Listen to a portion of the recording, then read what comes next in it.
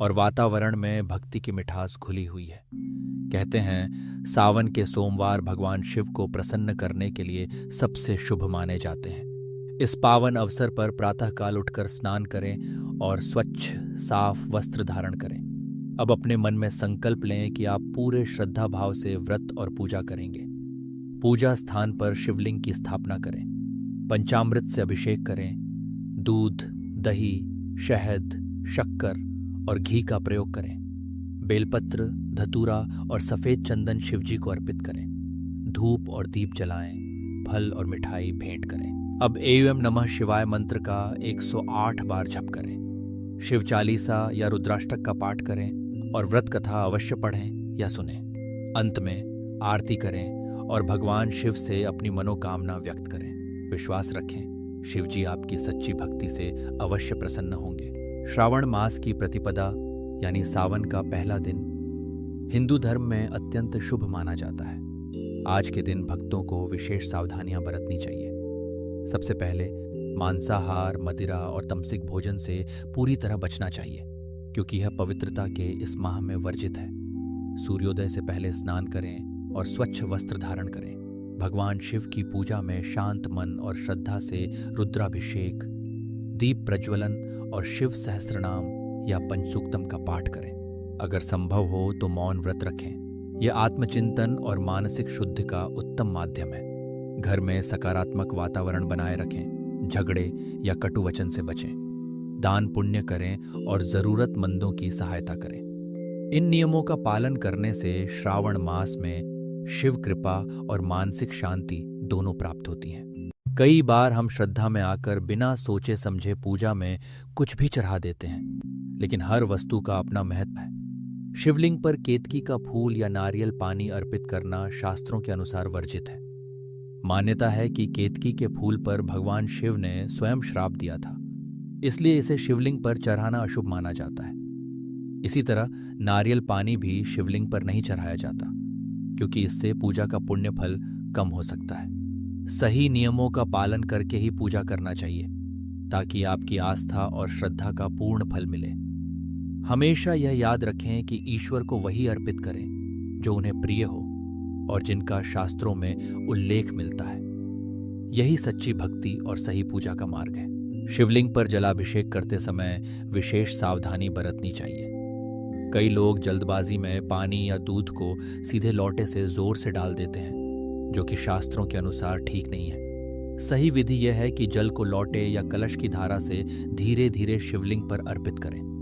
इस दौरान मन में श्रद्धा और भक्ति का भाव रखें और एयू नमः शिवाय मंत्र का जाप करते रहें। यह मंत्र न केवल वातावरण को पवित्र करता है, बल्कि साधक की एकाग्रता और सकारात्मक ऊर्जा भी बढ़ाता है। जलाभिषेक का उद्देश्य केवल जल चढ़ाना नहीं, बल्कि अपनी भावनाओं और श्रद्धा को भगवान शिव तक पहुंचाना है। अतः अगली बार जब आप अभिषेक करें तो विधि, मंत्र और भाव का विशेष ध्यान रखें, जिससे आपकी पूजा अधिक फलदायक और प्रभावी हो सके। धृति पूजा के लिए बैठी हैं, लेकिन उनके कपड़े गंदे हैं। नारायण की आवाज गूंजती है। तीसरी गलती, शुद्धता न रखना। पूजा केवल बाहरी विधि नहीं, बल्कि आंतरिक और बाहरी शुद्धता का संगम है। जब हम भगवान की आराधना करते हैं तो शारीरिक स्वच्छता के साथ साथ मन की पवित्रता भी उतनी ही आवश्यक है। स्नान करना केवल शरीर को साफ करना नहीं, बल्कि यह हमारे मन को भी एक नई ऊर्जा देता है। जैसे गंदे कपड़ों में पूजा करना अनुचित है, वैसे ही अशुद्ध विचारों के साथ पूजा करना भी व्यर्थ है। इसलिए पूजा से पहले स्नान करें, स्वच्छ वस्त्र पहनें और अपने मन को भी शांत, सकारात्मक विचारों से भर दें। शुद्धता के साथ की गई पूजा से ही सच्चा आत्मिक सुख और प्रभु की कृपा मिलती है। सुबह की हल्की किरणें घर के मंदिर में उतरती हैं और वातावरण एक दिव्य शांति से भर जाता है।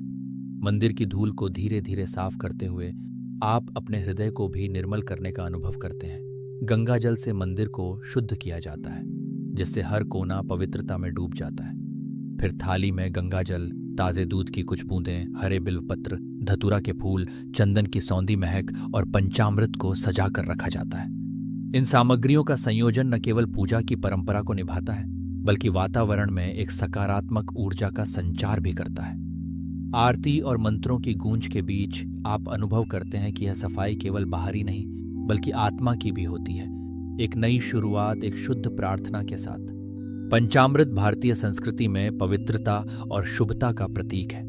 इसे बनाने के लिए सबसे पहले एक साफ कटोरी लें और उसमें ताज़ा दूध डालें। अब इसमें एक एक चम्मच शहद, चीनी, ताज़ा दही और शुद्ध घी मिलाएं।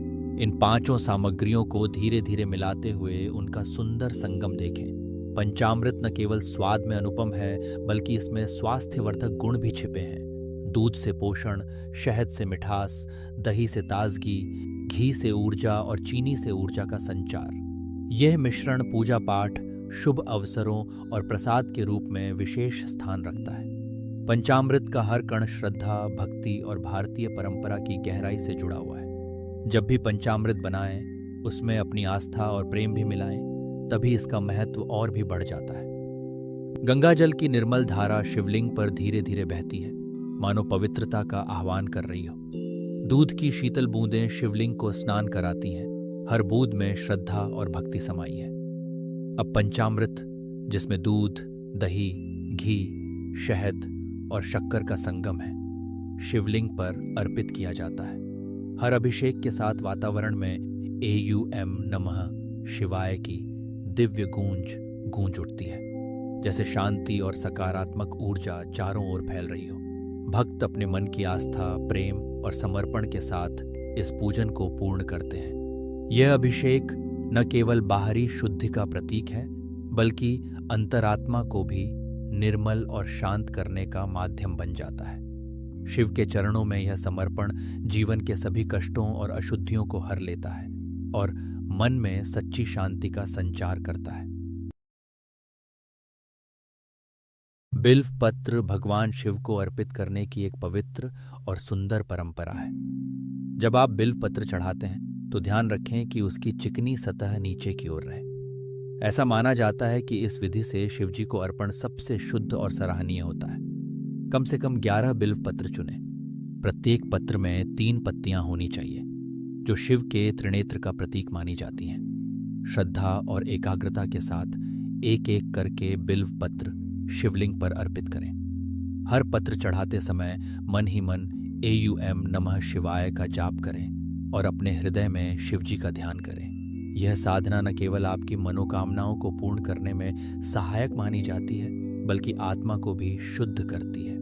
सही विधि से अर्पित किए गए बिल्व पत्र भोलेनाथ को प्रसन्न कर आपके जीवन में सुख, शांति और समृद्धि का आशीर्वाद लाते हैं। प्रत्येक मंत्र में छुपा है दिव्यता का अद्भुत रहस्य। जब आप एयूएम नमः शिवाय या महामृत्युंजय मंत्र का जाप करते हैं तो यह केवल शब्दों की पुनरावृत्ति नहीं होती बल्कि यह आपके मन, तन और आत्मा को शुद्ध करने की एक यात्रा होती है।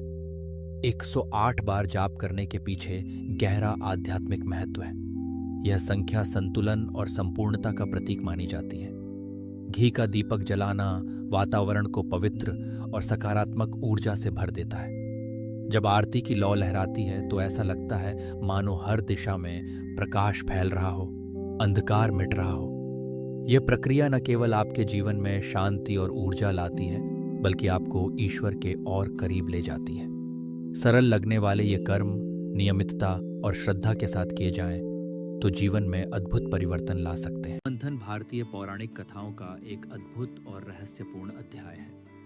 देवताओं और दानवों ने मिलकर अमृत प्राप्ति के लिए विशाल समुद्र का मंथन किया। इस प्रयास में मंदार पर्वत को मथानी और वासुकी नाग को रस्सी बनाया गया। दोनों पक्षों ने अपनी अपनी शक्ति लगाई, लेकिन मंथन के दौरान समुद्र से सबसे पहले जो निकला वह था भयंकर हलाहल विष। विष इतना घातक था कि उसकी ज्वाला से तीनों लोक जलने लगे। देवताओं और दानवों ने भगवान शिव से प्रार्थना की। शिव ने करुणा दिखाते हुए सारा विष अपने कंठ में धारण कर लिया, जिससे उनका कंठ नीला हो गया और वे नीलकंठ कहलाए।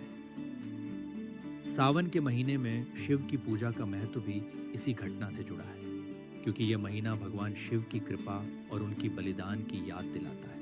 जब समुद्र मंथन हुआ तब अमृत के साथ साथ घातक हलाहल विष भी निकला। यह विष इतना जहरीला था कि उसकी जरा सी बूंद से समूची सृष्टि का विनाश हो सकता था। देवता और दानव दोनों घबराए, किसी के पास इसका समाधान नहीं था। तभी भगवान शिव प्रकट हुए। उन्होंने बिना किसी भय के समस्त जीवों के कल्याण के लिए वह भयंकर विष अपने हाथों में लिया। सबकी आंखों के सामने शिव ने वह विष पी लिया, लेकिन उन्होंने उसे अपने गले में ही रोक लिया, निगला नहीं। विष के प्रभाव से उनका गला नीला पड़ गया। तभी से वे नीलकंठ कहलाए। शिव का यह त्याग हमें बताता है कि सच्चा नेतृत्व वही है जो दूसरों की भलाई के लिए स्वयं कष्ट उठाने से पीछे न हटे। शिव का यह बलिदान आज भी हम सबको प्रेरित करता है। बिल्व पत्र भारतीय संस्कृति में एक विशेष स्थान रखते हैं। शिवजी की पूजा में इन्हें अर्पित करना सदियों से चली आ रही परंपरा है। इन पत्तों का त्रिशूल जैसा आकार शिव के त्रिनेत्र और त्रिशूल का प्रतीक माना जाता है। मान्यता है कि बिल्व पत्र अर्पित करने से मनुष्य के पाप नष्ट हो जाते हैं और मन शुद्ध होता है। बिल्व पत्र की 3 पत्तियां ब्रह्मा, विष्णु और महेश के प्रतीक मानी जाती हैं, जिससे संपूर्ण सृष्टि की शक्ति इसमें समाहित मानी जाती है। शिवलिंग पर बिल्व पत्र चढ़ाने से शिवजी प्रसन्न होते हैं और भक्तों को उनकी विशेष कृपा प्राप्त होती है। कहते हैं, जितनी श्रद्धा और सच्ची भावना से बिल्व पत्र अर्पित किए जाएं, उतनी ही शीघ्रता से जीवन में सकारात्मक ऊर्जा और शांति का संचार होता है। इसे सामान्यतः विषैला माना जाता है, शिवजी के पूजन में अनोखी महत्ता रखता है। यह पौधा अपने तेज विष के लिए प्रसिद्ध है, लेकिन जब इसकी अर्पणा भगवान शिव को की जाती है तो यह शुभता और कल्याण का प्रतीक बन जाता है। शिव पुराण के अनुसार शिवजी को वे वस्तुएं प्रिय हैं जिन्हें अन्य देवताओं को अर्पित नहीं किया जाता।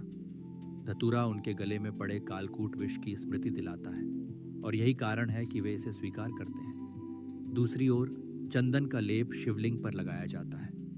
इसकी शीतलता शिवजी की अंतरात्मा की अग्नि और उनके गले में धारण किए गए विष की तपन को शांत करती है। इन दोनों सामग्रियों के माध्यम से भक्त शिवजी के प्रति अपनी भक्ति, समर्पण और उनकी व्यापकता को स्वीकार करते हैं, जो जीवन के विष को भी वरदान में बदल सकता है। धतूरा, जिसे सामान्यतः विषैला माना जाता है, शिवजी के पूजन में अनोखी महत्ता रखता है। यह पौधा अपने तेज विष के लिए प्रसिद्ध है, लेकिन जब इसकी अर्पणा भगवान शिव को की जाती है तो यह शुभता और कल्याण का प्रतीक बन जाता है। शिव पुराण के अनुसार शिवजी को वे वस्तुएं प्रिय हैं जिन्हें अन्य देवताओं को अर्पित नहीं किया जाता। धतूरा उनके गले में पड़े कालकूट विष की स्मृति दिलाता है और यही कारण है कि वे इसे स्वीकार करते हैं। दूसरी ओर चंदन का लेप शिवलिंग पर लगाया जाता है। इसकी शीतलता शिवजी की अंतरात्मा की अग्नि और उनके गले में धारण किए गए विष की तपन को शांत करती है। इन दोनों सामग्रियों के माध्यम से भक्त शिवजी के प्रति अपनी भक्ति, समर्पण और उनकी व्यापकता को स्वीकार करते हैं, जो जीवन के विष को भी वरदान में बदल सकते हैं। सावन का पहला दिन हमेशा एक नई ऊर्जा और भक्तिभाव से भरा होता है। सुबह की ताजगी के साथ जब शिवालय की घंटियां गूंजती हैं, मन अपने आप शिव की भक्ति में डूब जाता है। भोलेनाथ की पूजा, बेलपत्र अर्पण और गंगाजल से अभिषेक करने का एक अलग ही आनंद है। सावन के इस पावन महीने में हर कोई अपने अपने तरीके से शिव की आराधना करता है। कोई उपवास रखता है, कोई रुद्राभिषेक करता है, तो कोई अपने मनपसंद शिव मंत्र का जाप करता है। शिव मंत्रों की बात करें तो AUM नमः शिवाय सबसे लोकप्रिय और शक्तिशाली मंत्रों में से एक है, जिसे जपने से मन को शांति और शक्ति दोनों मिलती है। आप भी कमेंट में अपना पसंदीदा शिव मंत्र जरूर बताएं और बताएं कि इस सावन आप कैसे शिव आराधना कर रहे हैं। इस बार सावन में क्या नया करने का इरादा है? अपनी प्लानिंग हमारे साथ जरूर शेयर करें। श्रावण मास की प्रतिपदा तिथि का आगमन होते ही वातावरण में आध्यात्मिक ऊर्जा की तरंगें दौड़ने लगती हैं। मंदिर की घंटियों की गूंज और आरती के मधुर सुरों में मन स्वतः ही शांत होने लगता है। इस शुभ अवसर पर जब हर कोई ईश्वर की भक्ति में लीन होता है तो जीवन की आपाधापी में भी एक सुकून का एहसास मिलता है। जैसे जैसे दीपक की लौ मंद मंद हिलती है, वैसे वैसे हमारे भीतर का तनाव और चिंता भी दूर होती जाती है। यह समय केवल पूजा पाठ का नहीं, बल्कि अपने भीतर झांकने और आत्मशुद्धि का है। नारायण जी के आशीर्वाद से मन को शांति और स्थिरता की प्राप्ति होती है। जब श्रद्धा से सिर झुकता है और मन में संकल्प जागता है, तब जीवन के हर क्षेत्र में सकारात्मकता का संचार होता है। इस श्रावण प्रतिपदा पर आइए मिलकर अपने जीवन में शांति, संतुलन और भक्ति का संकल्प लें।